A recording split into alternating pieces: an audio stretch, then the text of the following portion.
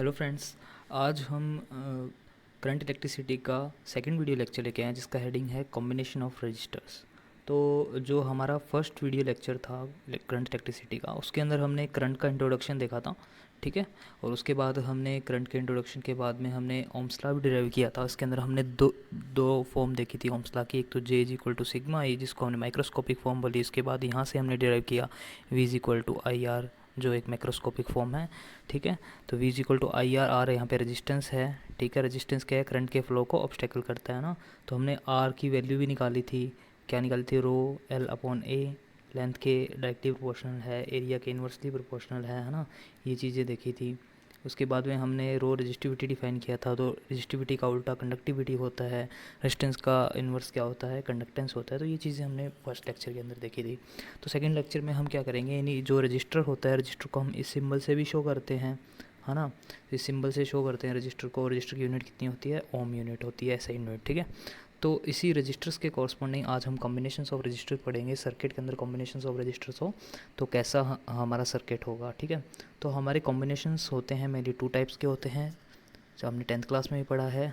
एक कॉम्बिनेशन होता है सीरीज़ कॉम्बिनेशन और दूसरा कॉम्बिनेशन होता है पैरेलल कॉम्बिनेशन, है ना। सीरीज़ कॉम्बिनेशन का मतलब कुछ इस तरह से सीरीज़ के अंदर रजिस्टर्स होते हैं और पैरेलल के अंदर क्या होते हैं, कुछ हमारे रजिस्टर्स कुछ इस तरह से पैरेलली होते हैं अरेंज, है ना। तो इन्हीं दोनों कॉम्बिनेशंस के कॉरस्पॉन्डिंग हम क्या करेंगे, पर्टिकुलर केसेस को स्टडी करेंगे और इन दोनों को सीरीज़ और पैरेलल को भी कंबाइन करके, ठीक है, काफ़ी सारे नेटवर्क्स बनेंगे हमारे, उन नेटवर्क्स को भी सॉल्व करेंगे। और काफ़ी इंटरेस्टिंग ये लेक्चर रहेगा हमारा, ठीक है।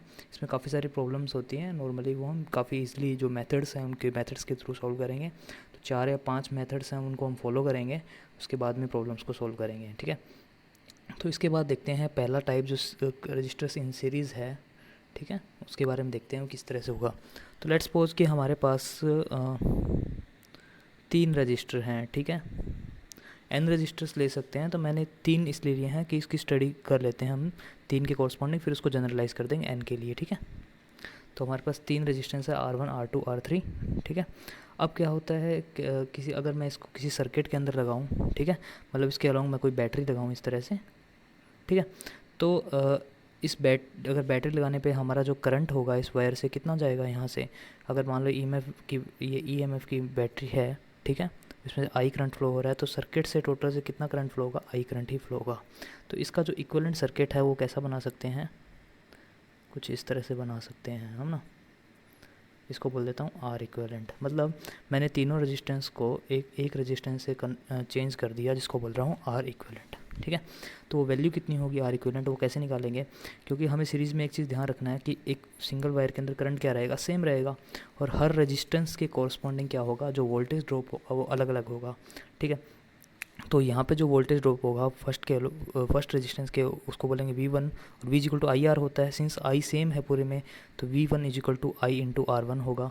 सिमिलरली जो यहाँ पे इसके कॉरस्पॉन्डिंग पोटेंशियल ड्रॉप होगा V2 होगा, वो होगा आई इंटू R2, और इसके क्रॉस V3 होगा, वो होगा आई इंटू R3, ठीक है। तो यहाँ से हम एक चीज़ नोटिस कर सकते हैं कि हमारा जो पोटेंशियल ड्रॉप होगा जो नेट, वो कितना होगा? V1 plus V2 plus V3, है ना। ये हमारा नेट पोटेंशियल ड्रॉप होगा, और वो किसके इक्वल होगा? V के इक्वल होगा, जो हमारी बैटरी V है ना, उसके इक्वल होगा, ठीक है, उसके पोटेंशियल इक्वल होगा। तो V1 को क्या लिख सकते हैं? I इंटू R1, V2 को लिख सकते हैं I इंटू R2, और V3 को लिख सकते हैं I इंटू R3। और जब मैं इसको इक्वलेंट सर्किट से कन्वर्ट करता हूँ तो बैटरी तो V पोटेंशियल की ही रहेगी, R इक्वलेंट हो जाएगा, करंट I है, तो यहाँ पे जो पोटेंशियल ड्रॉप है V equal to I into R equivalent हो जाएगा ना। तो यहाँ हो जाएगा आई इंटू आर इक्वलेंट। तो आई से आई हर साइड से कैंसिल हो जाएगा, तो हमारे यहाँ से फॉर्मूला निकल के आएगा R equivalent is equal to R1 plus R2 plus R3। इसका मतलब रजिस्टर जब हमारे सीरीज़ के अंदर होंगे तो रजिस्टर जो नेट रजिस्टेंस होगा वो हमारा सिंपल एडिशन होगा। इसका मतलब हमारे अगर मान लो यहाँ पे n रजिस्टर सीरीज़ के अंदर लगे हैं, ठीक है, R1 R2 R3 और Rn, तो इसका R इक्वलेंट कितना हो जाएगा हमारा? R1 plus R2 plus dot dot dot up to Rn, है ना। ये चीज़ ध्यान रखना। दूसरी बात कि अगर हमारे पास n आइडेंटिकल रेजिस्टेंस लगे हों, है ना, n आइडेंटिकल रजिस्टर हो हमारे पास में, तो हमारा आर इक्वलेंट कितना हो जाएगा। मान लो यहाँ पे इसकी वैल्यू भी आर है, इसकी वैल्यू भी आर है, इसकी वैल्यू भी आर है, तो कितना हो जाएगा। अगर ए की वैल्यू आर है तो कितने, अगर एन रजिस्टर है सीरीज़ में तो आर इक्वलेंट कितना हो जाएगा, एन टाइम्स आर हो जाएगा, क्योंकि सिंपल एडिशन है इसका। ठीक है। और सीरीज़ के अंदर हमें क्या चीज़ ध्यान रखना है, सीरीज़ के अंदर नेट वायर के अंदर या नेट हर रजिस्टर के अंदर से जो करंट होगा वो क्या होगा, सेम होगा, है ना। एक चीज़ और कि हर रजिस्टर के पर्टिकुलर हर रजिस्टर के ऊपर जो पोटेंशियल ड्रॉप होगा वो डायरेक्टली प्रोपोर्शनल होगा उसके खुद के रेजिस्टेंस की वैल्यू पे, क्योंकि V equal to I R होगा, आई तो कांस्टेंट है, इसका मतलब हर पोटेंशियल ड्रॉप होगा हर रजिस्टर के कॉरस्पॉन्डिंग वो उस पोटेंशियल होगा वो डायरेक्टली प्रोपोर्शनल होगा उसके रेजिस्टेंस के, है ना। तो मतलब जिसका रेजिस्टेंस ज़्यादा होगा उसके अक्रॉस पोटेंशियल ड्रॉप क्या होगा, ज़्यादा होगा। ठीक है, ये कुछ पॉइंट्स हैं वो हमें ध्यान रखने हैं। ठीक है, सीरीज़ के कॉरस्पॉन्डिंग। ठीक है, तो अब हम तो सीरीज़ के अंदर जो फॉर्मूला है वो है R equal to R1 + R2 to Rn। अब हम देखते हैं पैरेलल का केस कि रजिस्टर हमारे पैरेलल में लगे हों तो क्या होगा। तो अगर हमारे रेजिस्टेंस कुछ इस तरह से पैरेलल के अंदर लगे हैं, ठीक है, फिर से बना देता हूँ।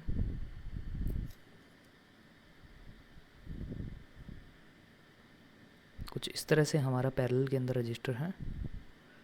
ठीक है, 3 रजिस्टेंस लिए स्टार्टिंग में और यहाँ पे एक बैटरी कनेक्ट है, इसका पोटेंशियल लेते हैं V। अब एक चीज़ ध्यान रखना, पैरेलल के अंदर क्या खास बात होती है, ये रेजिस्टेंस R1 है, रेजिस्टेंस R2 है, रेजिस्टेंस R3 है, तो पैरेलल में क्या होगा, पोटेंशियल अलोंग ईच रेजिस्टेंस क्या होगा, सेम होगा, है ना।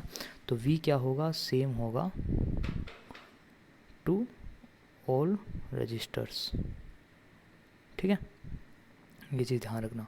तो पोटेंशियल यहाँ इस पॉइंट पे सेम है, इस पॉइंट पे सेम है और इस पॉइंट पे सेम है, तीनों पॉइंट पे पोटेंशियल सेम है। ठीक है, तीनों पॉइंट पे पोटेंशियल सेम है तो यहाँ पे ओम्स लॉ लगाएंगे तो V equal to I R, है ना।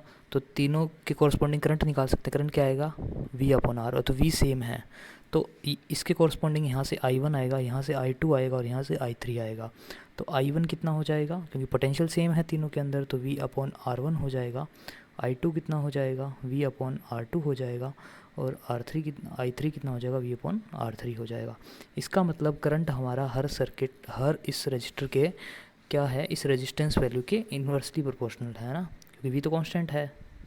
इसका मतलब I हमारा हर रजिस्टर के से जो I है वो हमारा इन्वर्सली प्रोपोर्शनल है उस रेजिस्टेंस की वैल्यू से, है ना। ये चीज़ ध्यान रखना है हमें। ठीक है, तो इसका मतलब जो हमारा करंट है वो इन्वर्सली प्रोपोर्शनल है रेजिस्टेंस की वैल्यू से। इसका मतलब जिसका रेजिस्टेंस ज़्यादा होगा उसमें से करंट कम फ्लो करेगा पैरेलल के केस के अंदर। ठीक है, अब अगर हम नेट इसमें से रेजिस्टेंस निकालें तो कैसे निकालेंगे। ठीक है, तो नेट रेजिस्टेंस निकालने के लिए देखो, अगर इसमें से मान लो यहाँ हमारा, ठीक है, कुछ इस तरह से है, तो इसको हमें किस में कन्वर्ट करना पड़ेगा, इक्विवेलेंट सर्किट में कन्वर्ट करना पड़ेगा। इसको मैं बोल देता हूँ आर इक्विवेलेंट, ये है R1, ये है R2, ये है R3, है ना। तो देखो इसमें से बोला मैंने I1 करंट पास हो रहा है, इसमें से I2 करंट पास हो रहा है, इसमें से I3 करंट पास हो रहा है ना, और यहाँ से नेट करंट I फ्लो हो रहा है। तो डेफिनेटली यहाँ पर देखेंगे यहाँ से, ठीक है, कि जितना नेट I कितना है हमारा, I1 + I2 + I3, है ना। तो I1 की वैल्यू कितनी है हमारी, I1 की वैल्यू यहाँ पे कितनी आएगी, क्योंकि पोटेंशियल तीनों कॉरस्पॉन्डिंग सेम है, V, है ना। तो कितना होगा, V/R1। I2 की वैल्यू V/R2 और सिमिलरली I3 की वैल्यू V/R3, है ना।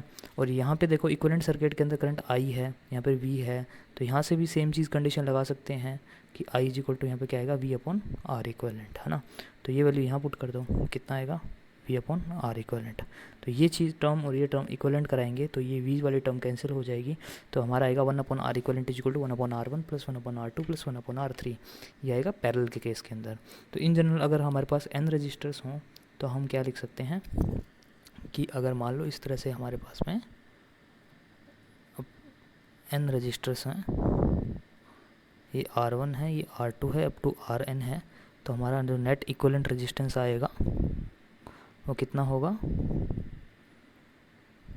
उसको किस तरह से लिखेंगे, 1/R equivalent equal to 1/R1 + 1/R2 up to 1/Rn। ठीक है, ये पॉइंट ध्यान रखना है। तो इसके अंदर स्पेशल केस कैसे बन सकता है, अगर मान लो जिस तरह से सीरीज़ में हमने मान लेते हैं कि n रजिस्टर्स सेम ले लिए, जैसे पैरेलल में n रजिस्टर्स सेम ले लेंगे, तो सारे रजिस्टर अगर सेम ले लिए तो यहाँ पे जो R इक्विवेलेंट की वैल्यू आएगी कितनी आएगी, कैपिटल R/n आएगी। ठीक है, सारे रजिस्टर्स मान लो 4 रजिस्टर्स हैं, चारों सेम ले लिए तो R/4 हो जाएगा, 2 रजिस्टर है दोनों सेम ले लिए तो R/2 हो जाएगा। तो ये चीज़ ध्यान रखना। ठीक है, कई बार फॉर्मूला में हम डायरेक्ट यूज़ कर लेते हैं, जैसे अगर हमारे पास 2 रजिस्टर्स है R1 और R2 के, तो वहाँ R इक्विवेलेंट तो सिंपली बोल देते हैं R1 R2 divide by R1 + R2, है ना, क्योंकि अगर तब हमें ये वाला पार्ट, इतना सा पार्ट सोल्व करना है और उससे यही आएगा। ठीक है, तो ये चीज़ भी थोड़ा सा ध्यान रखना। अच्छा, उसके बाद में क्या है, हर रजिस्टर्स के अंदर से जो करंट फ्लो हो रहा है वो क्या डायरेक्टली प्रोपोर्शनल रेजिस्टेंस है, इन्वर्सली प्रोपोर्शनल रेजिस्टेंस है, वो इन्वर्सली प्रोपोर्शनल टू रेजिस्टेंस है। तो ये चीज़ भी मैंने बता दी आपको। ठीक है, तो पैरेलल के अंदर कुछ इस तरह से हमारा बिहेवियर होगा, 1/R equivalent equal to 1/R1 + 1/R2, और हमारे पास n इक्वल रजिस्टर्स हैं तो R/n हो जाएगा। ठीक है, तो ये चीज़ें ध्यान रखेंगे और ये फॉर्मूला जो ये चीज़ें हैं सर्किट्स में यूज़ करेंगे। इसके बाद हम देखते हैं कुछ प्रॉब्लम्स जिससे हमारे सीरीज़ पैरेलल के कॉन्सेप्ट्स हैं और क्लियर हो जाएंगे। ठीक है, तो सबसे पहले जो प्रॉब्लम्स लेते हैं, हम प्रॉब्लम लेते हैं नॉर्मल सीरीज़ सर्किट की लेते हैं। ठीक है, कि हमारा कुछ इस तरह से हमें गिवन है कि यहाँ 1 ओम का रजिस्टर है, 1 ओम है, और यहाँ पे 2 ओम है। ठीक है, फिर से बना देता हूँ, यहाँ 1 ओम है, यहाँ से 2 ओम है। ठीक है, और यहाँ पे जो बैटरी लगी है 6 वोल्ट की बैटरी लगी है।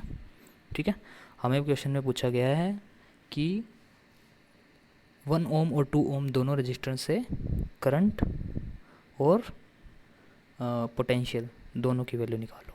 ठीक है, दोनों रजिस्टर से पोटेंशियल और करंट की वैल्यू निकालनी है। ठीक है, तो किस तरह से सॉल्व करेंगे, देखो इसको। तो इसको सॉल्व करने के लिए हमें इस सर्किट को हम कैसे लिख सकते हैं, इस सर्किट को हम बना सकते हैं इस तरह से, R इक्विवेलेंट। तो R इक्विवेलेंट की वैल्यू कितनी हो जाएगी हमारी, क्योंकि रेजिस्टेंस सीरीज़ में है तो 1 + 2 3 ओम, है ना, तो ये 3 ओम हो जाएगा, और ये यहाँ पे जो वैल्यू है 6 वोल्ट है। तो इस सर्किट को सोल्व कर लेंगे, है ना।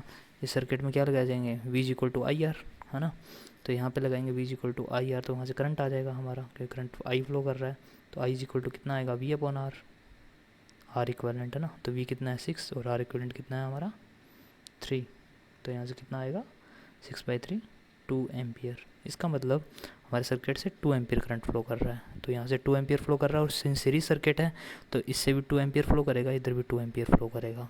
ठीक है, तो पूरा करंट हमारा 2 एम्पियर फ्लो कर रहा है। ठीक है, तो इसका मतलब करंट तो हमारा दोनों रेजिस्टेंस से सेम 2 एम्पियर फ्लो कर रहा है। एक आंसर आ गया। दूसरा आंसर हमें वोल्टेज निकालना है, तो इसके कॉरस्पॉन्डिंग वोल्टेज कितना आएगा, V1 = IR होता है, सिंस करंट सेम है तो I × R1, और I की वैल्यू 2 एम्पियर है और R की वैल्यू कितनी है 1 ओम है, तो कितनी आएगी 2 वोल्ट। सिमिलरली V2 के लिए निकालो, इसके लिए कितना आएगा I × R2, कितना आएगा 2 × R2 की वैल्यू 2 है तो कितना आएगा 4 वोल्ट। तो यहाँ इसके कॉरस्पॉन्डिंग 4 वोल्ट आया, इसके कॉरस्पॉन्डिंग हमारा 2 वोल्ट आया। और एक चीज़ देख भी सकते हो, 4 वोल्ट + 2 वोल्ट कितना होगा 6 वोल्ट सेटिस्फाई कर रहा है हमारा। ठीक है, तो इसलिए हम हर कंपोनेंट के अलोंग क्या निकाल सकते हैं, करंट और वोल्टेज निकाल सकते हैं। ठीक है, सिमिलरली अब हम क्या करेंगे, एक केस पैरेलल का ले लेते हैं। ठीक है, कि पैरेलल के केस के अंदर हमें कुछ क्वेश्चन गिवन है और उसके कॉरस्पॉन्डिंग हमें करंट और वो निकाल दो, वोल्टेज निकाल दो। ठीक है, तो पैरेलल के अंदर मान लो हमारा सेम उसी तरह से सर्किट है, 2 ओम का और 1 ओम का। अब इस पर क्या कर दिया, पैरेलल में ले लिया।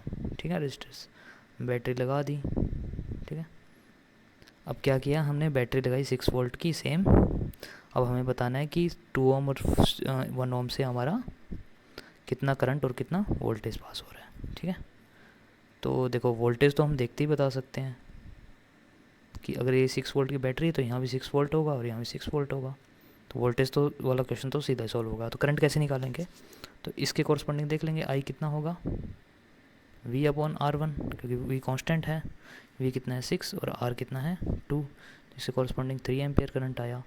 और इसके कॉरस्पॉन्डिंग करंट देख लेंगे, क्योंकि करंट ऐसे फ्लो होगा ना, यहाँ I1 है, यहाँ I2 है, तो ये I1 है, I2 कितना आएगा V/R2, वी कितना है 6 और R2 कितना है 1, कितना आया 6 एम्पियर। तो इसका मतलब अगर मैं इसको इस चीज़ को देखूं तो इसका मतलब हमारा इस तरह से ये करंट हमारा 3 एम्पियर है और ये हमारा 6 एम्पियर है।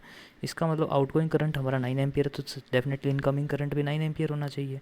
तो यहाँ से मतलब 9 एम्पियर करंट पास हो रहा है हमारा, और 9 करंट एम्पियर है, एक तरफ 3 एम्पियर जा रहा है यहाँ पर हमारा सप्लाई, और यहाँ पर जा रहा है 6 एम्पियर। ठीक है, तो इसका मतलब एक चीज़ नोटिस कर रहे हो कि जो रजिस्टर्स हमारा 2 ओम का है वहाँ से 3 एम्पियर करंट पास हो रहा है, और जो रजिस्टर हमारा 1 ओम का है वहाँ से 6 एम्पियर रजिस्टर पास हो रहा है, करंट पास हो रहा है। ठीक है, मतलब ज़्यादा हमारा अगर रेजिस्टेंस होगा तो कम करंट पास होगा पैरेलल के केस में, ये चीज़ मैंने बताई भी थी।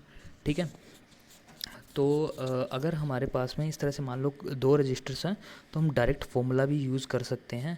ठीक है, किस तरह से यूज़ कर सकते हैं सीरीज़ पैरेलल के लिए मैं थोड़ा सा बता देता हूँ। ठीक है, कि जो हमें डायरेक्ट फॉर्मूला यूज़ करना है, ठीक है, इतना सोल्व नहीं करना पड़ेगा। जैसे मान लो हमारे पास सीरीज़ के अंदर कुछ इस तरह से हैं R1 और R2, है ना, और इसमें से करंट फ्लो आई कर रहा है, इसी से हमें पता है। तो अगर हमें क्या बताना पड़े कि और यहाँ पे मान लो बैटरी भी लगी हुई है ना हमारी कुछ इस तरह से, तो हमें बताना पड़े यहाँ और यहाँ वोल्टेज क्या होगा।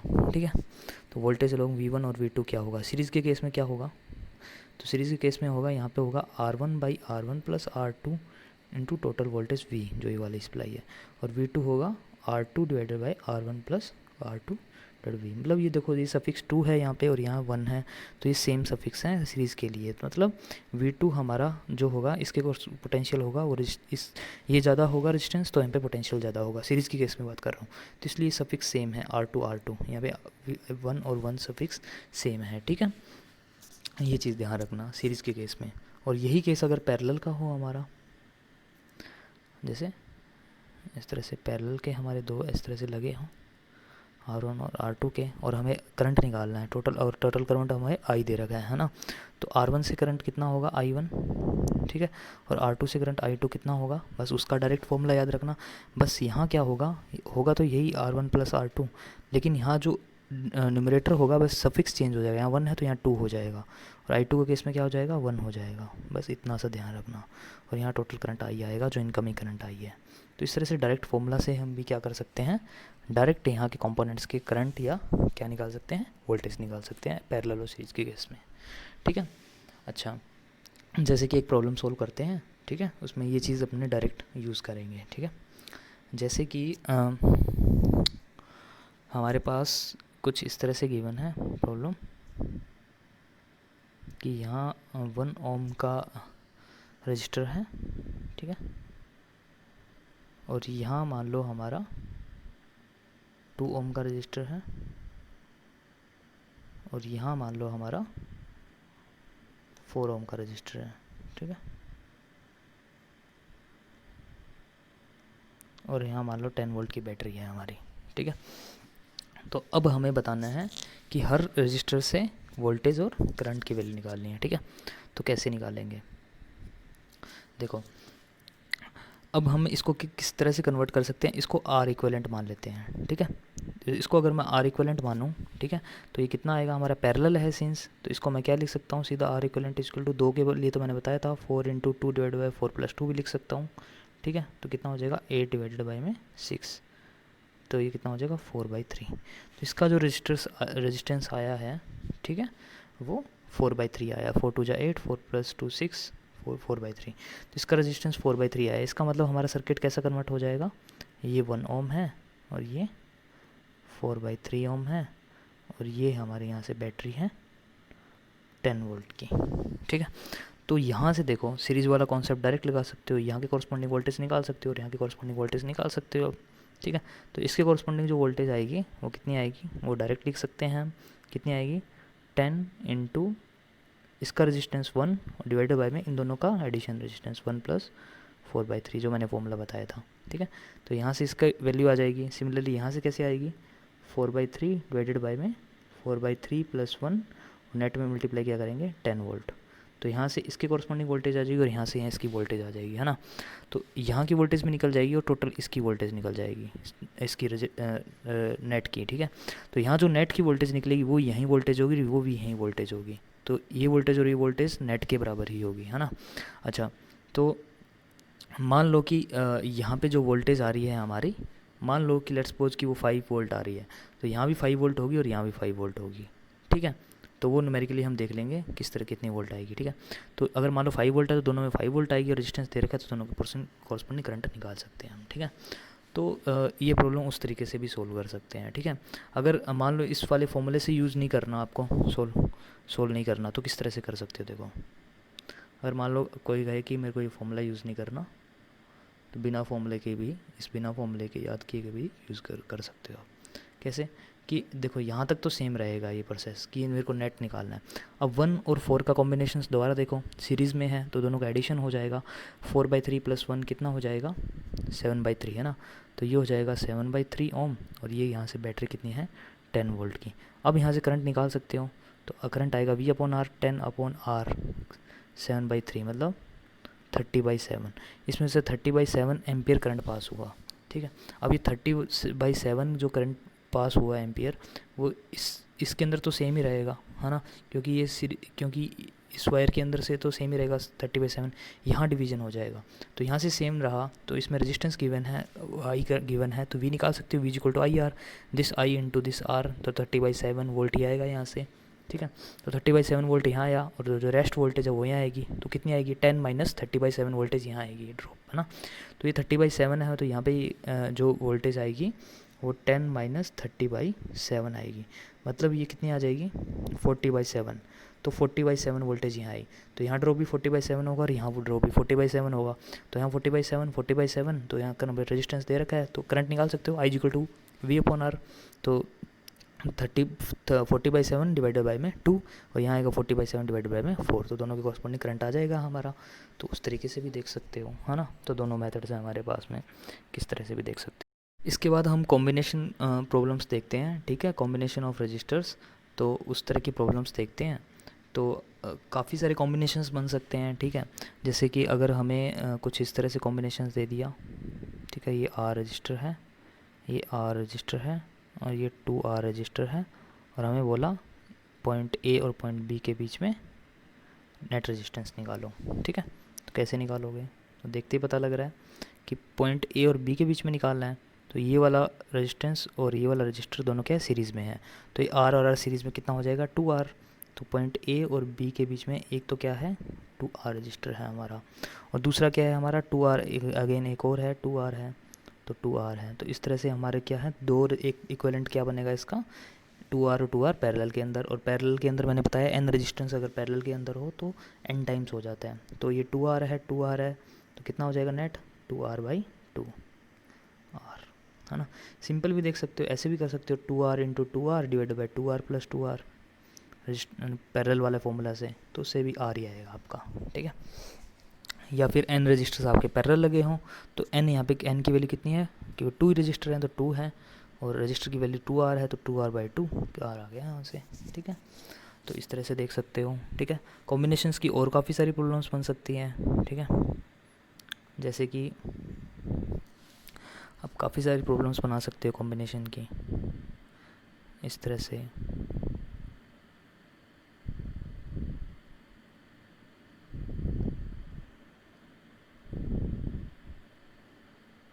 A और B के बीच में निकालो रजिस्टर, अगर ये हमारे कुछ इस तरह से गिवन है हमें ना, तो कैसे निकालोगे। तो सबसे पहले देखो ये वाला सर्किट सोल्व करो, 2R पैरेलल के अंदर है, तो कितना हो जाएगा, R हो जाएगा, है ना। 2R और 2R पैरेलल में लगा लोगे तो R निकले आएगा, है ना। तो ये R और ये भी R है, तो कितना, तीनों सीरीज़ में है, तो कितना हो जाएगा, ये 3R, है ना।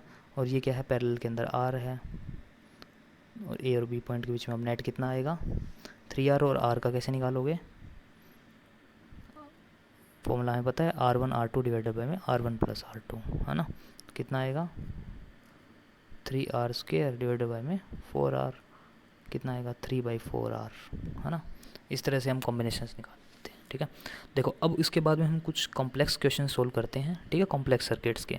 तो उसके अंदर हम क्या करें, एक प्रकार से आप ट्रिक बोल दो या टाइप बोल दो, ठीक है। तो उस टाइप की प्रॉब्लम्स होगी, उसको उसी तरीके से डील करेंगे, ठीक है। तो वो चीज़ें ईजी हो जाएगी हमारी, ठीक है। जैसे कि क्वेश्चन के अंदर हमें कॉम्बिनेशन क्वेश्चन के अंदर हमें कुछ इस तरह से, जैसे टाइप 1 हमने कॉमन पोटेंशियल या कॉमन वायर प्रॉब्लम्स भी बोलते हैं इनको, ठीक है। तो इस प्रॉब्लम्स के अंदर मैं जैसे कि इस तरह से लेता हूँ, एक रेजिस्टेंस इस तरह से, एक 2R का रजिस्टर है, एक रजिस्टर R ये है, यहाँ से नॉर्मल इस तरह से वायर लगी है, ठीक है। ए और बी पॉइंट के बीच में हमें रेजिस्टेंस निकालना है। तो कैसे निकालेंगे, तो यहाँ सीरीज़ पैरेलल डायरेक्ट नहीं लगा सकते हैं, ठीक है। तो यहाँ कॉन्सेप्ट क्या लगाएंगे, कॉमन वायर। आपको पता होगा कि अगर एक वायर है और उसके बीच में कोई रजिस्टर्स नहीं है, तो इस जैसे ये वायर है, ठीक है, इसके बीच में कोई रजिस्टर नहीं है, तो ये वाला पॉइंट ए है, ठीक है, और ये वाला पॉइंट बी है, तो ए और बी का जो पोटेंशियल होगा वो सेम होगा, V A is equal to V B होगा। ये चीज़ ध्यान रखना है, ठीक है। कॉमन पोटेंशियल का कॉन्सेप्ट यही है, सेम वायर के अंदर कोई रजिस्टर नहीं है तो पोटेंशियल पूरे वायर में सेम होगा, ठीक है। तो इसी चीज़ का यूज़ करना है हमें, ठीक है। मैं फिर से प्रॉब्लम बना देता हूँ वो, ठीक है। तो प्रॉब्लम हमारी कुछ इस तरह से थी वो, यहाँ रजिस्टर R था, यहाँ 2R था और यहाँ R था, एक वायर ऐसे था, एक वायर ऐसे था, ये पॉइंट A था और ये पॉइंट B था। तो कॉमन वायर वाली कॉन्सेप्ट है, कॉमन वायर आपको दिख ही रहा होगा। देखो ये वाला वायर है, इसमें कोई रजिस्टर नहीं है, और ये वायर वाला वायर है, कोई रजिस्टर नहीं है। तो इस तरह की प्रॉब्लम को सोल्व करने के लिए कैसे किस तरह से करेंगे, मान लो इस पॉइंट का पोटेंशियल हमारा ए है ना, ये पॉइंट ए है, तो ए पे जो पोटेंशियल होगा इस वायर पे टोटल वही सेम पोटेंशियल होगा, मतलब इस पॉइंट के ऊपर ये पोटेंशियल कितना होगा, ए पोटेंशियल ही होगा। तो देखो सिमिलरली ये वाला वायर देखो, तो ये वाले वायर पे भी अगर मान लो बी पोटेंशियल है, तो इस पॉइंट पे भी क्या होगा, बी पोटेंशियल होगा, है ना। अब देखो जितने पॉसिबल पॉइंट्स कितने बन रहे हैं, ए और बी, तो उनको लिख लो पहले। तो पॉसिबल पॉइंट्स को लिख लो, ए और बी पॉसिबल पॉइंट बन रहे हैं। अब देखो ए और बी के बीच में कौन कौन से कॉम्बिनेशन बन सकते हैं, तो ये पॉइंट ए है, ये पॉइंट बी है, तो ए और बी के बीच में पहला रजिस्टर क्या है, आर। फिर हमारा बी और ए के बीच में फिर से क्या है रजिस्टर, 2R। तो बी और ए के बीच में हमारा जो रजिस्टर है वो कितना है, 2R। सिमिलरली हमारा ए और बी के बीच में हमारा फिर से रजिस्टर क्या है, R। ए और बी के बीच में हमारा फिर से रजिस्टर क्या है, R। तो इस तरह से हमारा क्या बना, कुछ इस तरह से सर्किट बना, ठीक है। तो इसका मतलब नेट इक्विवेलेंट हमारा कितना आएगा, R और R क्या है हमारे पैरेलल में है, ठीक है। तो यहाँ से कितना होगा, ये R/2 हो जाएगा और ये 2R है, ठीक है। तो इसको तो R/2 लिख लो, ठीक है। तो R/2 और 2R अगर पैरेलल के अंदर हो, वो कैसे कितना आएगा, वो आएगा R into R/2, sorry 2R into R/2 और 2R प्लस R/2। इसको सोल्व कर लेना, आपका रेजिस्टेंस आ जाएगा नेट, ठीक है।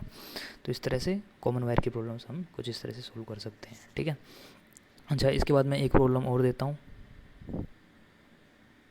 कॉमन वायर की प्रॉब्लम है। आप वीडियो को पॉज करना और इसको सोल्व करने की कोशिश करना, ठीक है।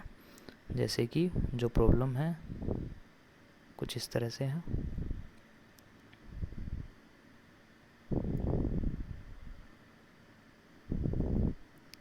यहाँ रेजिस्टेंस 2R है, यहाँ रेजिस्टेंस 2R है, ये R है और ये R है, ठीक है। ये वाला पॉइंट जो मेरा है वो है A और ये वाला पॉइंट है मेरा B।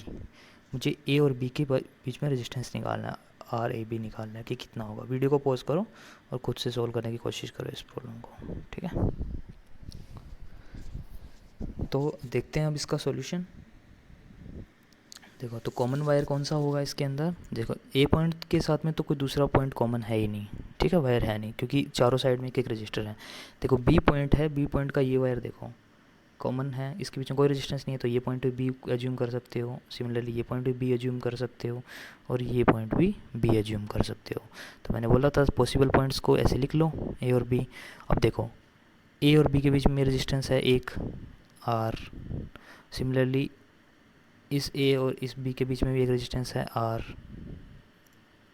सिमिलरली इस ए और इस बी के बीच में रेजिस्टेंस है 2R। सिमिलरली यहाँ पे भी एक रेजिस्टेंस है इस ए और इस बी के बीच में, ये वाला 2R। तो यहाँ से कितना बनेगा देख लो, ये कॉम्बिनेशन कितना बनेगा, 2R और 2R, 2 रजिस्टर्स पैरेलल में है तो कितना R/2 होता है, तो इसका 2R है तो 2R/2 मतलब इसका रजिस्टर R होगा। तो कितना आएगा, अब हो जाएंगे 3 रजिस्टर हमारे पैरेलल में R, तो नेट रजिस्टर कितना आएगा, रेजिस्टेंस R/3। तो इसका जो आंसर आएगा वो कितना आएगा, R/3। ठीक है, इसी प्रॉब्लम को थोड़ा सा चेंज कर देते हैं। ठीक है, ये होमवर्क प्रॉब्लम है। ठीक है, इसको होमवर्क प्रॉब्लम 1 के नाम से लिख लो और कमेंट सेक्शन के अंदर इसको मेरे को मेंशन करके देना कि होमवर्क प्रॉब्लम 1 का आंसर क्या है। ठीक है, इन टर्म्स ऑफ आर है ना, आर के टर्म्स में देना। तो इसके अंदर क्या होगा, सिमिलरली वही सेम कॉन्सेप्ट है, इस तरह से है, बस थोड़ा सा मैंने चेंज कर दिया। ठीक है, इसकी वैल्यू मैं आर ले रहा हूँ, इसकी वैल्यू आर ले रहा हूँ, आर ले रहा हूँ, आर ले रहा हूँ, सेम ले रहा हूँ। लेकिन अब ये पॉइंट मेरा ए है और अब ये वाला पॉइंट मेरा बी है। अब मेरे को निकालना है RAB कितना होगा। ठीक है, सिमिलरली पोटेंशियल वाले, कॉमन पोटेंशियल वाले कॉन्सेप्ट से हो जाएगा। और मेरे को कमेंट सेक्शन में इसका होमवर्क प्रॉब्लम 1 के नाम से इसका आंसर देना कि RAB कितना होगा इन टर्म्स ऑफ आर, है ना। जो भी आंसर होगा, जो आर का कोफिशिएंट आएगा रिजल्टेंट के अंदर, वो कोफिशिएंट की वैल्यू लिख देना मेरे को कमेंट सेक्शन में। ठीक है, 2/3 आए, 4/3 आए, 5 आए, जो भी आए वो मेरे को कमेंट सेक्शन में लिख के देना। ठीक है, इसके बाद में हम एक प्रॉब्लम और देख लेते हैं कॉमन पोटेंशियल से रिलेटेड ही। ठीक है, ये कॉमन पोटेंशियल से रिलेटेड एक प्रॉब्लम और देख लेते हैं। जैसे कि अगर हमें कुछ इस तरह से गिवन है प्रॉब्लम,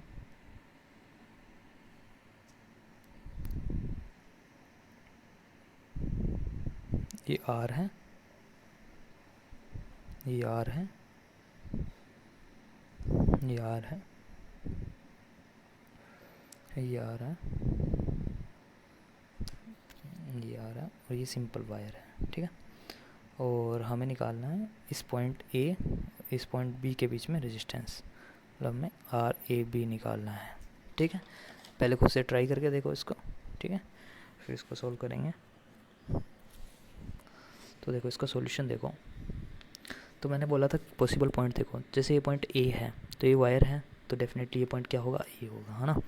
ये पॉइंट B है तो B के तीनों साइड में, चारों साइड में कोई ऐसा पॉइंट नहीं है जो इससे डायरेक्टली कनेक्ट है, तीनों साइड रजिस्टर है।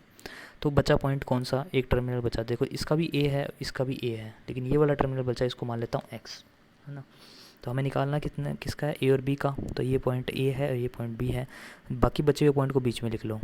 2 पॉइंट होते हैं तो एक पॉइंट यहाँ लिख लेते, एक पॉइंट यहाँ लिख लेते हैं। ठीक है, लेकिन एक पॉइंट है तो उसके लिए इसके बीच में लिख दिया। ठीक है, जैसे मान लो 2 एक्स्ट्रा पॉइंट होते हैं XY, तो यहाँ X लिख देते, यहाँ Y लिख देते।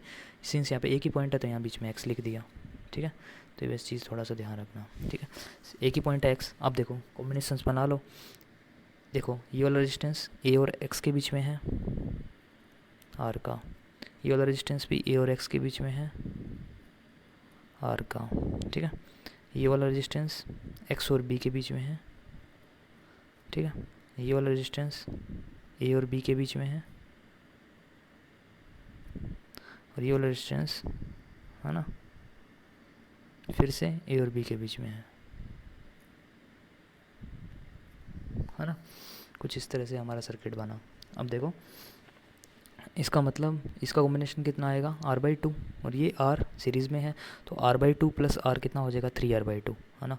तो ये तो आ जाएगा 3R/2। सिमिलरली नीचे यहाँ पे कितना आएगा रजिस्टर हमारा, R और R, ये R/2, तो 3R/2 और R/2 हमारे दो पैरेलल के अंदर हैं, तो 3R/2 और R/2, है ना। तो कितना आएगा value, 3/2 into half divide by 3/2 plus half, ये हमारा नेट रेजिस्टेंस निकल के आ जाएगा, है ना। तो कितना आएगा ये 3/4 डिवाइड बाई 3/2 प्लस हाफ कितना हो जाएगा, 4/2 या 2, है ना। 3/8 आंसर आएगा इसका अपना, 3/8 इंटू R, है ना। तो इस तरह से प्रॉब्लम को सोल्व कर सकते हो। इसमें क्या चीज़ सीखने को मिली कि अगर कोई तीसरा पॉइंट आ जाए या 4 पॉइंट आ जाए तो जिन पॉइंट्स को निकालना है उनको साइड में रख दो, और जितने पॉइंट्स बचे वेरिएबल्स उनको ऊपर नीचे, सिंगल बचा तो मिडल में रख दो, और XY जैसे मिला तो यहाँ X रख दो, यहाँ Y रख दो। तो इस तरह से कॉम्बिनेशंस को सोल्व कर सकते हैं हमने। ठीक है, फिर वो सिंपल सीरीज़ पैरेलल बन जाएगा और उस तरह से इसको सोल्व कर लेंगे। ठीक है, तो होप सबको समझ आया होगा कॉमन पोटेंशियल वाली प्रॉब्लम्स, और आराम से कर।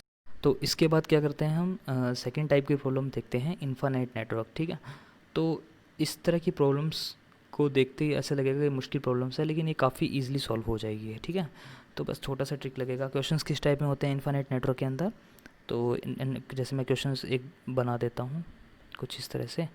हमारा सर्किट है और ये चलता जा रहा है सर्किट इनफाइनाइट, इसलिए इसका नाम इनफाइनाइट नेटवर्क है, अप टू इनफाइनाइट। ठीक है, तो ये इनफाइनाइटली कुछ इस तरह से सर्किट बिहेव कर रहा है, अप टू इनफाइनाइट है। ठीक है, इसका हर रेजिस्टेंस मान लो R है।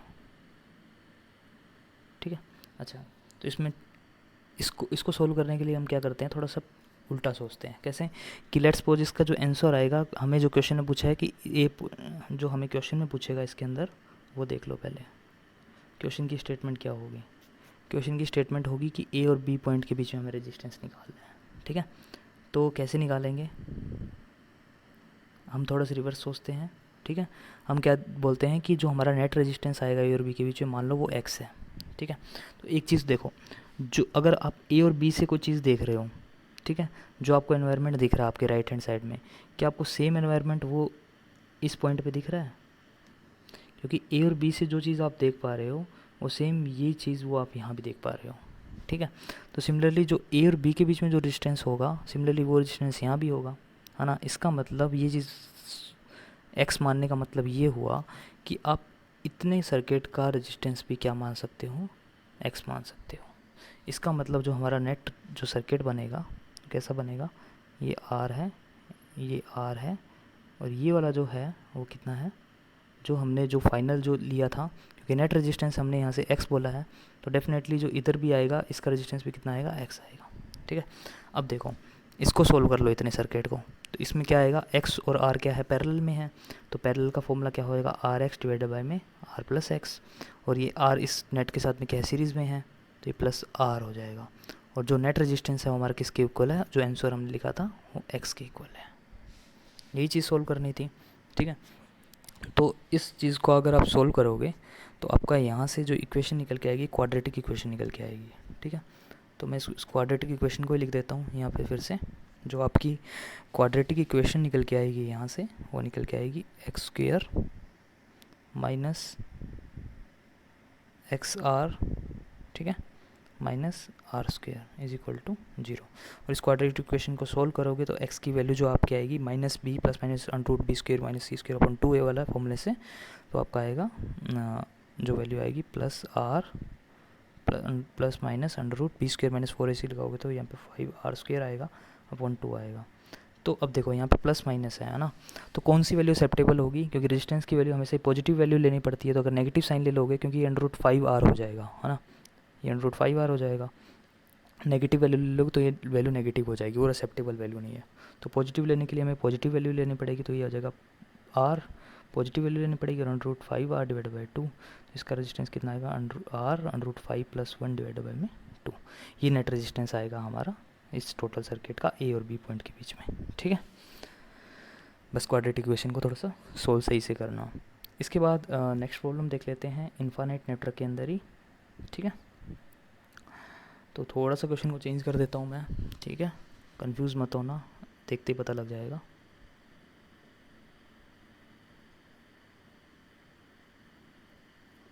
अब हमारा सेम इनफाइनाइट नेटवर्क है। ठीक है, अब देखो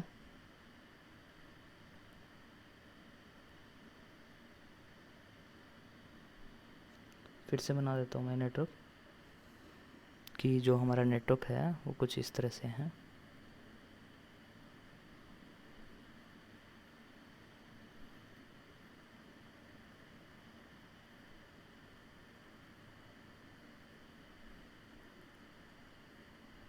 ठीक है, और हर की वैल्यू आर है। ठीक है, पिछले वाले से थोड़ा सा अलग है ये, पिछले वाले में यहाँ भी एक रेजिस्टेंस था, ठीक है, यहाँ इस साइड में, ठीक है, तो उससे थोड़ा सा अलग है, ये चीज़ थोड़ा सा ध्यान रखना बस। ठीक है, और हमें ए और बी के बीच में निकालना है, तो वीडियो को पॉज करके इसको सोल्व करने की कोशिश करो, फिर मैं इसका सॉल्यूशन बताता हूँ। ठीक है,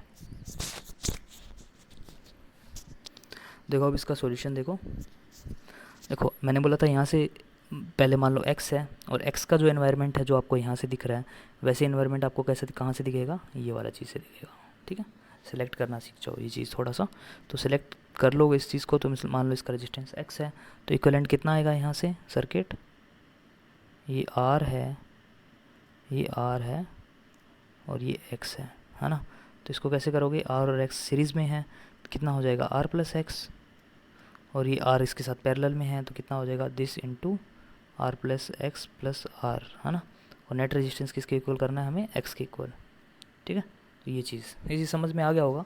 R प्लस एक्स तो सीरीज़ में है, R प्लस एक्स हो जाएगा, और जो R प्लस एक्स है वो R के साथ में पैरेलल में है तो R plus x into R divided by में R plus x plus R, है ना, पैरेलल वाला कॉन्सेप्ट है ना। फिर उसके बाद में टोटल रेजिस्टेंस X के इक्वल करवा दोगे तो वहाँ से जो इक्वेशंस आएगी आपकी, वो इक्वेशंस मैं डायरेक्ट नोट कर देता हूँ, ठीक है। तो वहाँ से जो आपकी इक्वेशंस आएगी वो आएगी x square plus x R minus R square is equal to 0। Last question के अंदर आपके देखोगे यहाँ पे माइनस साइन आ रहा था, लेकिन अब क्या आ रहा है, प्लस साइन आ रहा है, ठीक है।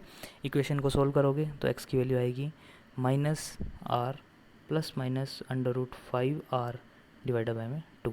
अब चीज़ देखो, नेगेटिव वैल्यू एक्सेप्टेबल नहीं है तो नेगेटिव वैल्यू नहीं लेंगे, ओनली पॉजिटिव वैल्यू लेंगे। तो यहाँ से जो रिजल्ट आएगा r under root 5 minus 1 divided by में 2। लास्ट वाले में यहाँ प्लस था और ये अब इस बार क्या है, यहाँ पे माइनस है, ठीक है। थोड़ा सा चेंज आ गया, ठीक है। तो थोड़ा क्वेश्चंस को ध्यान से देख के सोल्व करेंगे, ठीक है। इन्फानाइट नेटवर्क के अंदर ही, नेटवर्क प्रॉब्लम तो नहीं, एक इन्फानाइट में नॉर्मल सा एक क्वेश्चन ले लेता हूँ इन्फानाइट वाला, और उसको सोल्व करने की कोशिश करो आप, ठीक है। जैसे कि ये फॉर्मूला बेसिस ही है, वैसे इन्फानाइट नेटवर्क नहीं बोल सकते, पर इसको थोड़ा सा इसको सोल्व करने की कोशिश करो कि रेजिस्टेंस मान लो यहाँ पे R है, 2R है, 3R है, 4R है, अप टू आपका जो रेजिस्टेंस है 100R तक है, ठीक है। तो आप सोल्व करो कि नेट रेजिस्टेंस कितना आएगा A पॉइंट और B पॉइंट के बीच में।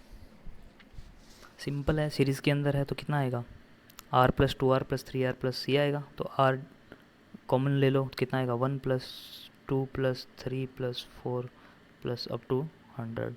तो एक सीरीज़ बन जाएगी 1 plus 2 plus 3 n plus 1 by 2, ये वाली सीरीज़ बनेगी ना। सिग्मा n वाला फॉर्मूला लगा दोगे, n प्लस 1 बाई 2, है ना। तो कितना आएगा, n की वैल्यू कितनी है, 100 है ना। तो कितना आएगा R 100 प्लस 1 कितना, 101 डिवाइडेड बाई में 2। तो इसको सोल्व करोगे तो आपका आएगा 5, इसको सोल्व करोगे 5050 डिवाइडेड बाई में 5050 इंटू आर, कुछ इस तरह से आपका आएगा, ठीक है।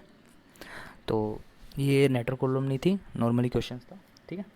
तो इसके बाद में जो हम टाइप 3 की प्रॉब्लम्स देखते हैं, व्हीटस्टोन ब्रिज, ठीक है।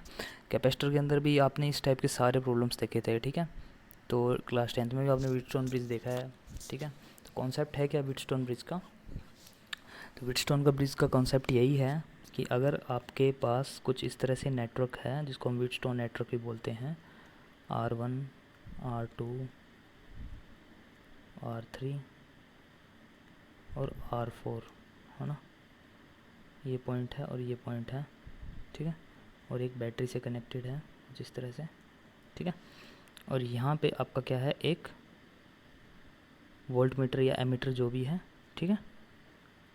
गैल्वेनोमीटर लगा आपका, मैं जी से नोट करता हूँ, एक गैल्वेनोमीटर लगा है जो डिफ्लेक्ट करेगा करंट और वोल्टेज के कॉरस्पॉन्डिंग, ठीक है।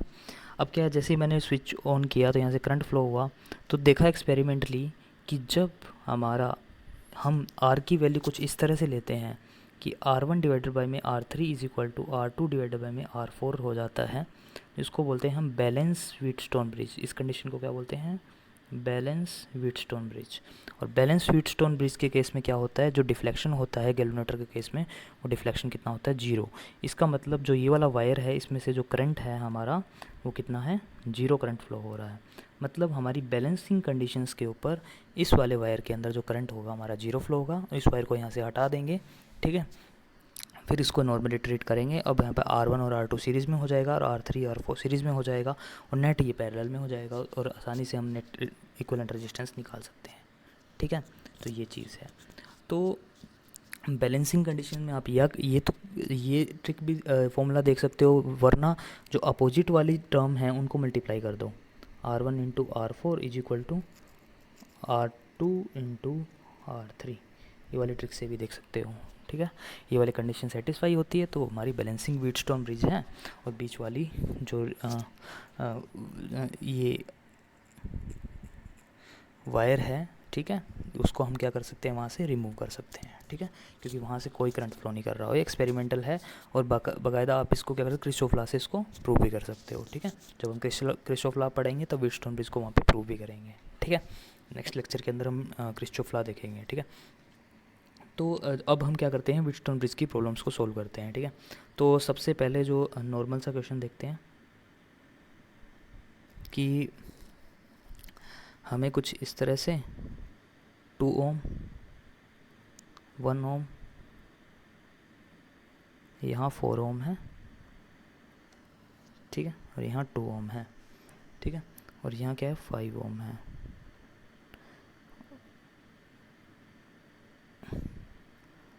ए और बी पॉइंट पे हमें क्या निकालना है, नेट इक्विवेलेंट रेजिस्टेंस निकालना, आर ए बी कितना होगा।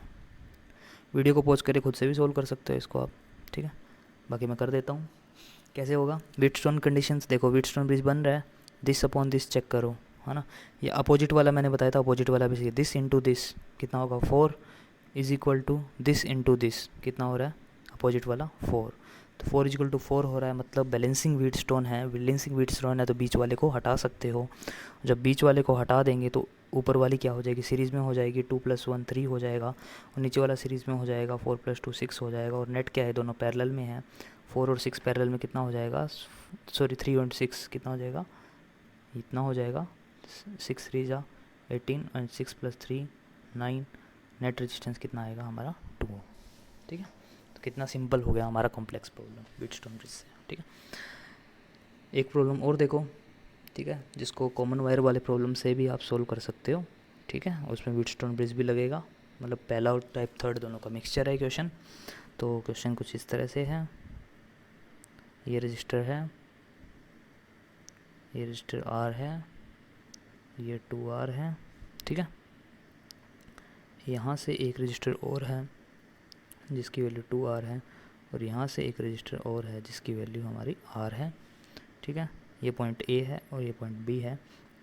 आपको RAB निकालना है, A और B के बीच में रेजिस्टेंस निकालना है। वीडियो को पॉज करके आप सोल्व करने की कोशिश करो इसको, ठीक है।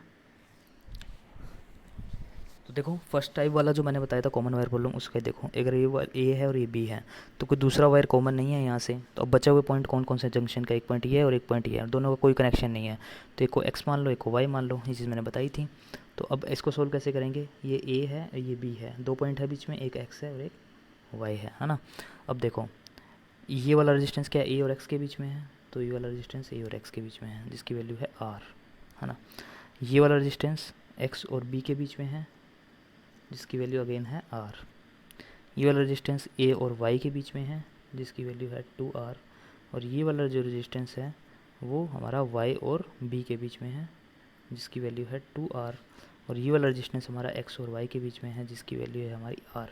देखो व्हीटस्टोन कंडीशन बन रही है यहाँ पे, हाँ व्हीटस्टोन कंडीशन बन रही है, R × 2R = R × 2R, है ना। इसका मतलब ये वाली टर्म पार्ट हटा सकते हैं, तो इक्विवेलेंट रेजिस्टेंस हमारा कितना आएगा, ये वाला सीरीज़ और ये वाला सीरीज़ दोनों आपस में पैरेलल।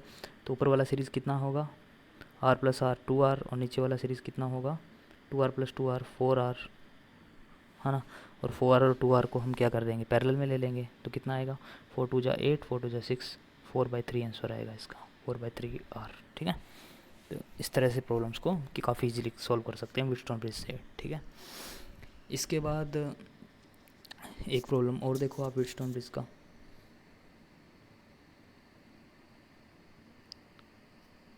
ठीक है। तो कुछ प्रॉब्लम इस तरह से हैं, आप इसको खुद से सॉल्व करने की कोशिश करना। पहले तो ये पॉइंट A है और ये पॉइंट B है, और फिर से बना देता हूँ।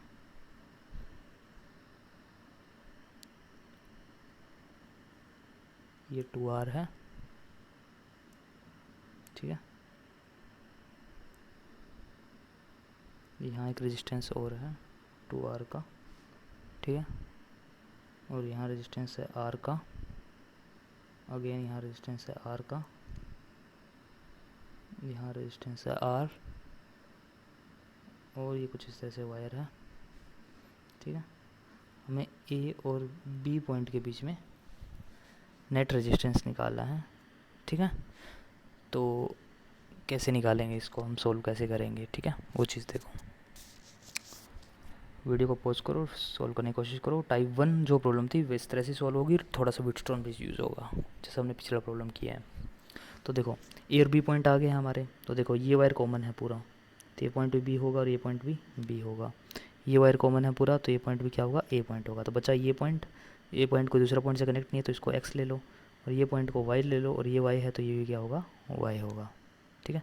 तो हमारा क्या हो जाएगा, 3 पॉइंट ए बी है और बाकी पॉइंट क्या है, एक्स और वाई, है ना, यही है। अच्छा अब देखो ए वाला रजिस्टर 2R हमारा किसके बीच में है, ए और बी के बीच में, है ना।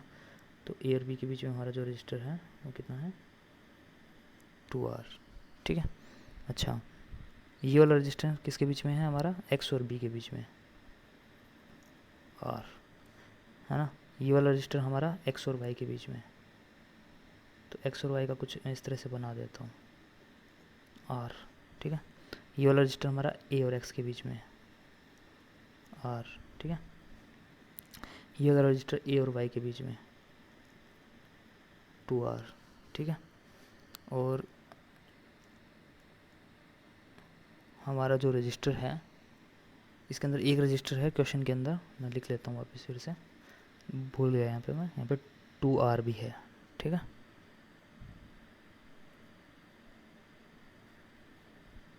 तो एक रजिस्टर हमारा वाई और बी के बीच में भी है, ठीक है, 2R, ठीक है। तो अब देखो व्हीटस्टोन कंडीशन बन रही है, this R into 2R is equal to 2R square, this R is equal to 2R is equal to 2R square equal हो रहा है। मतलब हम एक्स और वाई के बीच में जो वायर है उसको नेगलेक्ट कर सकते हैं, मतलब इस रेजिस्टेंस को हम नेगलेक्ट कर सकते हैं। तो इक्विवेलेंट सर्किट के अंदर अब इस रेजिस्टेंस को नेगलेक्ट मत कर देना, इस प्रॉब्लम को करवाने का मतलब यही था, इस रेजिस्टेंस को नेगलेक्ट नहीं करना। तो हमारा इक्विवेलेंट सर्किट क्या बनेगा, ऊपर हमारा सीरीज़ में क्या बनेगा, 2R, नीचे वाले में फिर से अगेन 2R है, और नीचे वाले में 2R और 2R सीरीज़ में कितना है, 4R। तो इन तीनों को पैरेलल में करके आप सोल्व कर लेना, ठीक है। इस तरह से प्रॉब्लम सोल्व हो जाएगी।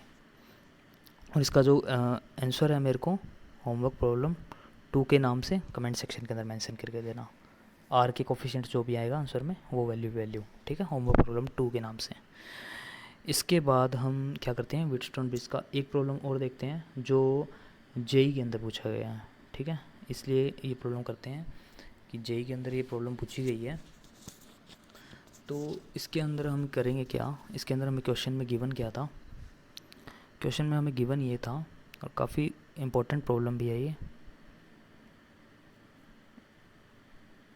इससे आपके कॉन्सेप्ट्स भी क्लियर होंगे, ठीक है। और MSQ मतलब मल्टीपल सिलेक्टिव क्वेश्चन प्रॉब्लम थी ये, ठीक है। इसमें जो ये रेजिस्टेंस आपका 2R है, या 2 ओम लिख लेता हूँ मैं, 2 ओम दे रखा था, ये वाला रेजिस्टेंस आपका 4 ओम दे रखा था, ठीक है। और इसमें से एक्सटर्नल सर्किट में से I1 फ्लो कर रहा है, मतलब एक बैटरी कनेक्टेड थी एक्सटर्नल सर्किट से, ठीक है, कुछ इस तरह से। फिर एक रेजिस्टेंस और था यहाँ पे, इसकी वैल्यू हमारी 2 ओम है, इसकी वैल्यू 1 ओम है, इसकी वैल्यू फिर से अगेन यहाँ पे 4 ओम है, ठीक है। और यहाँ एक रेजिस्टेंस और दे रखा था 1 ओम का, इसके अगेन सिमेट्रिकल है इसके बाद में, ठीक है। ये वैल्यू 2 ओम है और ये वैल्यू इसकी 4 ओम है, और ये यहाँ से सर्किट इस तरह से कंप्लीट होता है, ठीक है।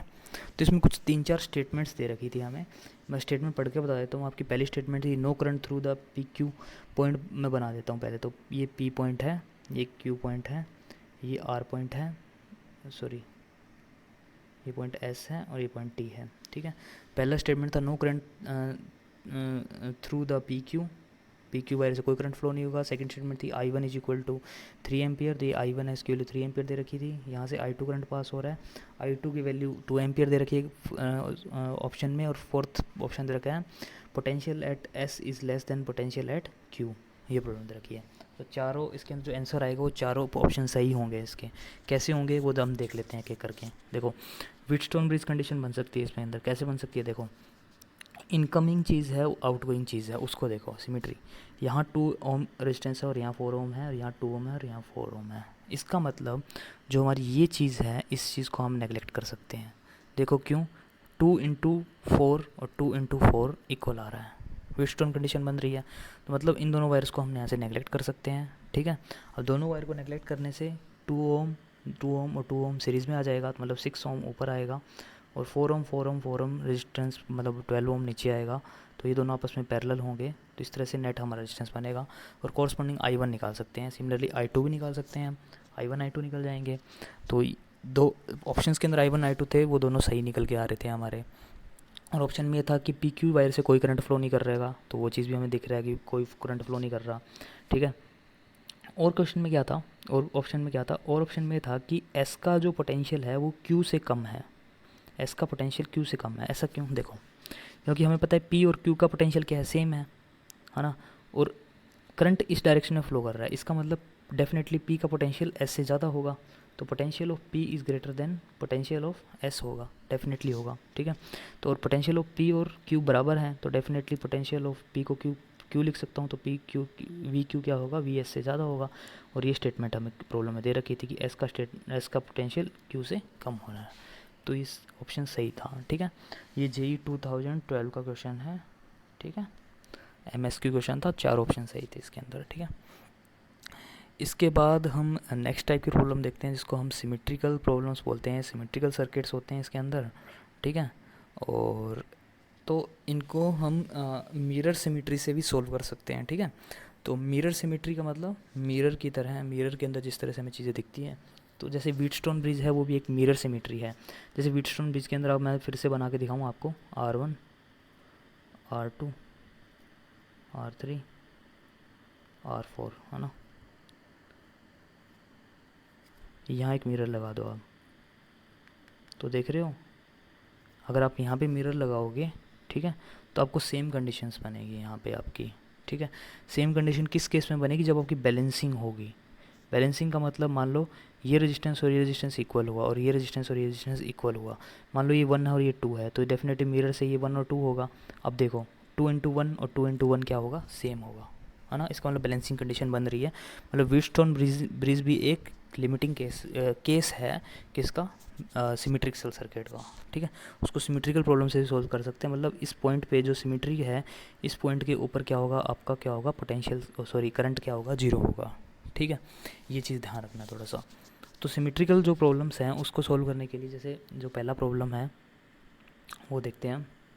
जो सिमेट्रिकल प्रॉब्लम्स हमारी प्रॉब्लम को कितना, जो सिमेट्रिकल चीज़ है वो हमारी प्रॉब्लम को कितना इजी कर देगी। देखो, जैसा कि प्रॉब्लम देखें हम कुछ इस तरह से, ये रेजिस्टेंस R है, ये रेजिस्टेंस R है, ठीक है। अगेन ये रेजिस्टेंस R है, अगेन ये रेजिस्टेंस R है। हमें A और B पॉइंट के बीच में रेजिस्टेंस निकालना है, ठीक है। और एक यहाँ पे वायर और है, इन सब का रेजिस्टेंस R है, ठीक है। हमें A और B पॉइंट के बीच में निकालना है, तो कैसे निकालेंगे। तो देखो A और B के बीच में सिमेट्रिकल मिरर बन रहा है, मिरर सिमेट्री बन रही है। देखो ये वाली लाइन, देखो इस लाइन के अलोंग दोनों साइड क्या है, एक दूसरे की सिमेट्री है, ये चीज़ हमें दिख रहा है ना। तो सिमेट्री है, इसका मतलब कि इस सिमेट्री के अलोंग करंट नेट क्या होना चाहिए, जो इसमें से सिमेट्री के अलोंग जो करंट होगा, ठीक है, वो यहाँ से, ठीक है, उसके अलोंग हम करंट को क्या कर सकते हैं, 0 कर सकते हैं। मतलब जो ये जंक्शन दिख रहा है, इस जंक्शन से कोई करंट ट्रांसफ़र नहीं हो रहा हमारा।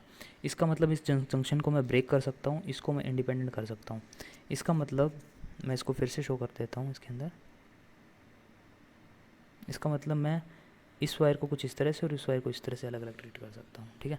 तो नेट हमारा क्या हो जाएगा, ये आर क्या हो जाएंगे, सीरीज़ में हो जाएंगे, ठीक है। और ये आर सीरीज़ के अंदर है ही, तो ये इसका कितना सीरीज़ में कितना हो जाएगा, 2R, और ये भी 2R, और 2R पैरेलल के अंदर कितना होगा, R। तो ये ऊपर वाला साइड कैसा बनेगा, R, ये जो अभी अपना R निकल के है वो, और ये R, है ना। और नीचे वाला ब्रांच है वो कितना है, R और R। इसको यहाँ पे हमने ब्रेकेज कर दिया, है ना, R और R। नेट कितना आएगा, ये 3R और ये R, तो 3R और 2R हमारा क्या हो जाएगा, एक दूसरे के 3R और 2R हमारा एक दूसरे के क्या हो जाएगा, पैरेलल हो जाएगा, ठीक है। तो उस तरह से हम प्रॉब्लम को सोल्व कर सकते हैं। तो 3R और 2R को देख लो कितना होगा, 3R into 2R divided by में 3 × 2R²। तो कितना आ जाएगा यहाँ से, 3 2 जा 6 और यहाँ पे नीचे प्लस आएगा 5, 6/5 आंसर आएगा इसका। ठीक है, 6/5 इंटू R। इसके बाद नेक्स्ट प्रॉब्लम देखते हैं सिमेट्रिकल सर्किट के अंदर ही। ठीक है, सिमेट्रिकल सर्किट के अंदर ही नेक्स्ट प्रॉब्लम देखते हैं। तो इसके अंदर हम क्या करेंगे प्रॉब्लम में,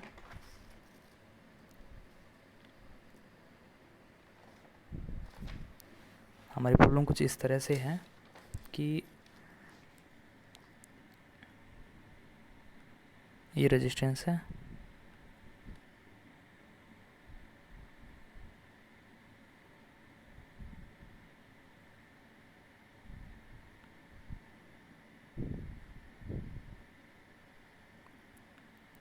तो देखो आप देख रहे हो सिमेट्री आपको दिख रही है, ए पॉइंट और बी पॉइंट, ये पॉइंट ए है और ये पॉइंट बी है ना। सिमेट्री कैसे दिख रही है, सिमेट्री बना के देख लो इसको, इसके अलोंग सिमेट्री है ना। तो इसके अलोंग सिमेट्री है मतलब इसका क्या हुआ कि इसके अलोंग, इस लाइन के अलोंग करंट को आप क्या कर सकते हो, जीरो कर सकते हो। तो इसके अलोंग और इसके अलोंग करंट जीरो है, तो इसका मतलब क्या हुआ, जो हमारा बचेगा ओनली ब्रांच बचेगी, एक ब्रांच ये और एक ब्रांच ये और एक ब्रांच ये। तो ऊपर वाली ब्रांच है उसमें से कितना होगा नेट रेजिस्टेंस सीरीज़ में दोनों, तो कितना होगा 2R, और ये RR सीरीज़ में कितना होगा 2R, और ये RR सीरीज़ में कितना होगा 2R। तो नेट रेजिस्टेंस कितना होगा 2R/3 है ना। तो यहाँ से आप डायरेक्ट देख सकते हो है ना। इसके बाद एक प्रॉब्लम और देख लेते हैं सिमेट्री के अंदर। ठीक है, तो जो हम नेक्स्ट प्रॉब्लम है सिमेट्री के अंदर वो हमारी कुछ इस तरह से है कि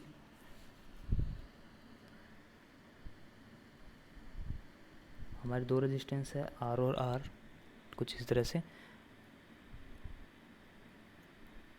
और इसकी कुछ इस तरह से स्क्वायर कॉन्फ़िगरेशन बन रही है। ये R है, ये R है, ये R है और ये R है। ठीक है,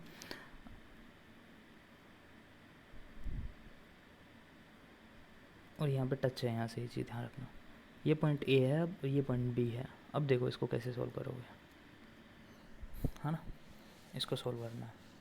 तो सिमिलर देखो A और B पॉइंट के अलोंग आपको सिमेट्री दिख रही है, हाँ सिमेट्री है इसके अलोंग। ठीक है, देखो इसके अलोंग सिमेट्री, देखो दोनों साइड सिमेट्री है। अब देखो दोनों साइड सिमेट्री है क्योंकि ये वाली वैल्यू R है, ध्यान रखना सब R है। ठीक है, तो सिमेट्री है तो इसका मतलब इसके अलोंग जो हमारा करंट होगा वो क्या होगा, डेफिनेटली जीरो होगा। तो इसको आप सिमिलरली इसको ब्रेकेज कर सकते हो, यहाँ से ब्रेक कर दो चाहे यहाँ से ब्रेक कर दो, एक ही बात है। ठीक है, पिछले प्रॉब्लम्स में ऐसे भी कर सकते हैं, कहीं से भी ब्रेकेज कर सकते हो। तो इस ब्रांच और इस ब्रांच को अलग कर दो, तो इस ब्रांचेस को अलग करोगे तो जो यहाँ ऊपर वाली ब्रांचेस बनेगी R और R सीरीज़ में 2R, और ये R और R सीरीज़ में 2R और 2R और 2R पैरेलल R। तो ऊपर की साइड आपका R बनेगा, यहाँ भी R बनेगा और यहाँ भी R बनेगा। ठीक है, ये पॉइंट A है और ये पॉइंट B है आपका। सिमिलरली नीचे की साइड भी ऐसा ही बनेगा, R R और R। तो ये 3R और 3R पैरेलल के अंदर आएगा आपका, और जो आपका आंसर आएगा यहाँ से नेट रिजल्ट 3R/2 आएगा। ठीक है, A और B के अलोंग। ठीक है, तो देखो काफ़ी सिंपल हो जाएगा हमारे लिए। तो ये तो हुआ सिमेट्रिकल सर्किट्स के अंदर, तो हमें सिमेट्री देखनी है उसके अंदर डायरेक्ट अब। ठीक है, उसके बाद हम क्या करते हैं, क्यूबिकल सर्किट देखते हैं जो आज का लास्ट टॉपिक है। ठीक है, और इसको आप सिमेट्रिकल प्रॉब्लम्स का सब सेक्शन भी बोल सकते हो। ठीक है, होगा क्या इसके अंदर, हमें क्यूब दे रखा होगा और उसके क्यूब की हर साइड के ऊपर एक रजिस्टर दे रखा होगा। ठीक है, जैसे एक क्यूब है,